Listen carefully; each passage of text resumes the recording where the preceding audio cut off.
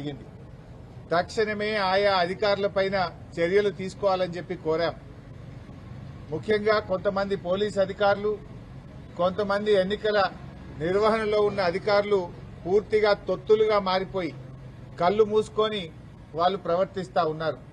మేము అక్కడి నుంచి సివిజిల్ యాప్లో కంప్లైంట్ ఇచ్చాం, కొన్ని వీడియోలతో సహా కంప్లైంట్ ఇచ్చాం, రాతపూర్వకంగా కంప్లైంట్ ఇచ్చాం, వాట్సాప్లో కూడా పోలీస్ అధికారులకు కంప్లైంట్లు పంపాం.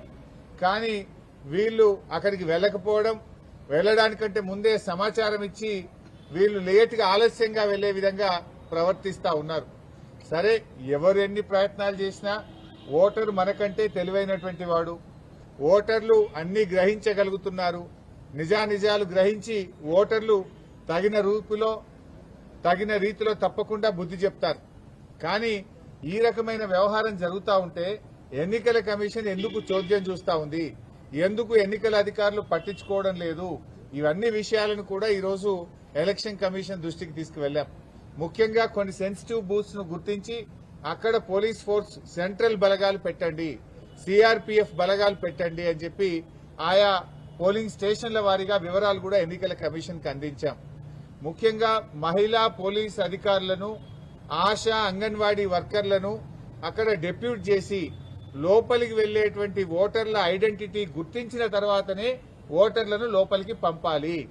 అది ఎవరైనా సరే అందరినీ కూడా ఓటర్ ఐడెంటిటీని పోలింగ్ స్టేషన్ బయటనే గుర్తించాలి. వాళ్ళ ఓటర్ ఐడి కార్డు మ్యాచ్ అవుతుందా, ఫేస్ తో మ్యాచ్ అవుతుందా లేదా చూడాలి. ఓటర్ ఐడి గుర్తించకుండా ఓటర్లను పోలింగ్ స్టేషన్ లోకి పంపకూడదు.